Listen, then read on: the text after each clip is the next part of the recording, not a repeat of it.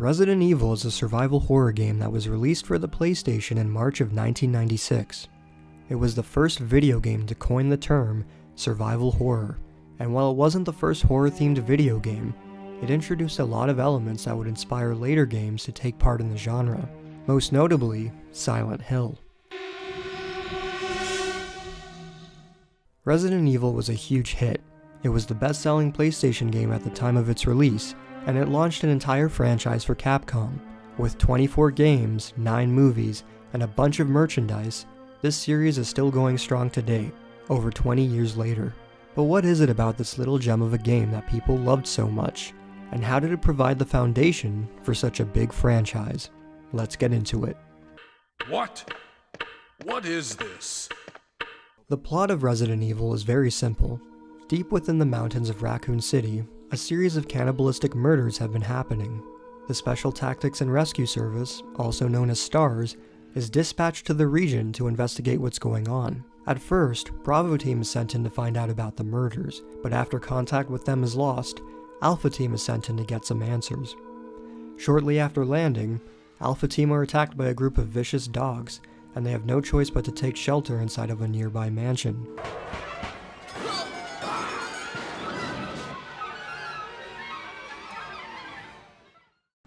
It doesn't take long for Alpha Team to discover the deadly mysteries which are housed within the mansion, and they soon realize that this will be the longest night of their lives.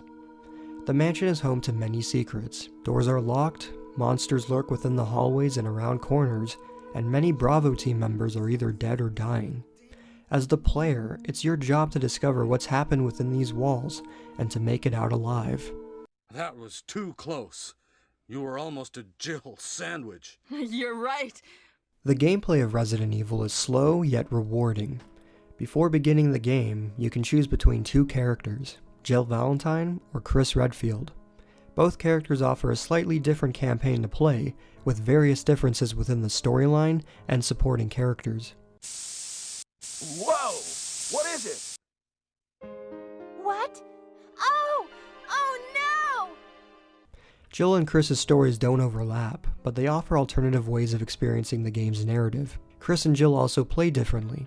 Jill is faster and can hold more items in her inventory, while Chris is slower, carries less items, but can also tank a lot more hits from enemies. Shortly after starting the game, you have free reign to explore the mansion. You can go anywhere and enter any room that's open. However, it won't take long to realize that a lot of the doors in the mansion are locked, and that you'll need to find the correct keys that will open them. Some rooms contain puzzles that will test your mind, but most will contain zombies, and all sorts of undead creatures to impede your progress. Because there are so many enemies lingering about, the player must use weapons to either prevent them from reaching you, or to kill them entirely. Handguns, shotguns, and grenade launchers are a few examples of the kinds of weapons you can use. Each weapon also requires its own ammunition, so you'll have to keep track of how many rounds you have left in your reserves to take down enemies. Along with exploration and combat, item management plays a big role. In fact, it's one of the main components of the game. You can find ammo for your weapons lying about in the many rooms of the mansion, but you can also find first aid sprays and green herbs, which act as the game's healing items, puzzle pieces, and keys. You'll have to be aware of how many slots you have left in your inventory, otherwise you won't be able to pick anything up. There are a few safe rooms scattered throughout the mansion as well. These rooms give you a chance to save your progress, but they also contain item boxes which act as depositories for everything you find. You can only save your game with an ink ribbon, so the player can't be careless when it comes to recording their progress. This adds another layer of depth to the game's challenge.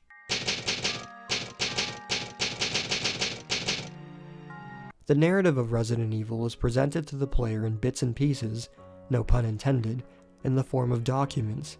These documents are scattered around rooms and can be found on tables, desks, and floors. Some of these letters were written by the previous inhabitants of the mansion, and they give clues as to how everything went down. Controlling your character is also a little different compared to other games. The game uses fixed camera angles. This gives the game a cinematic look, and it also prevents the player from seeing enemies until you get close to them. In order to navigate these fixed camera angles, the game implements a tank control scheme. The up button will always move your character forward, regardless of which direction they're facing on screen. Down will move them backwards, and right and left will rotate them. Many modern players seem to be split on this control scheme. While a lot of people love it, there are those who hate it. The controls don't take long to get used to, however, and there's no denying that for 1996, this was a great control scheme for the PlayStation's hardware.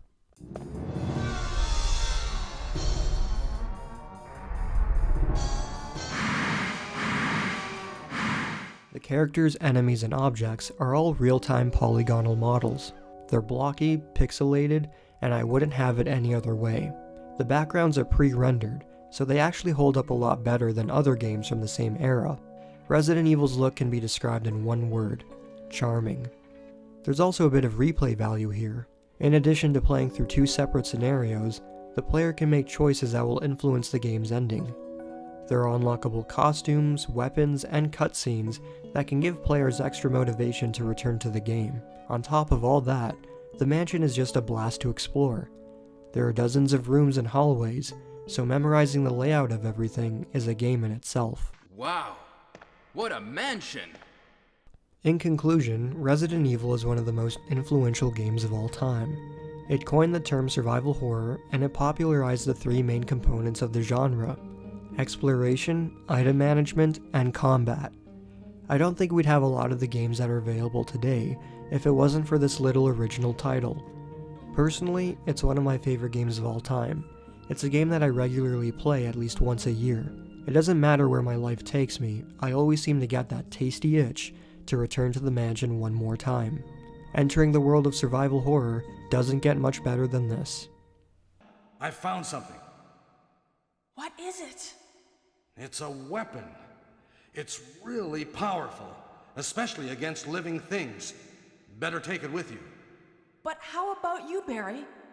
I have this. If you enjoyed this review, please click the like button below, leave a comment because I read every single one, and subscribe to the channel for more videos like this. Thanks for watching, and I'll catch you guys next time.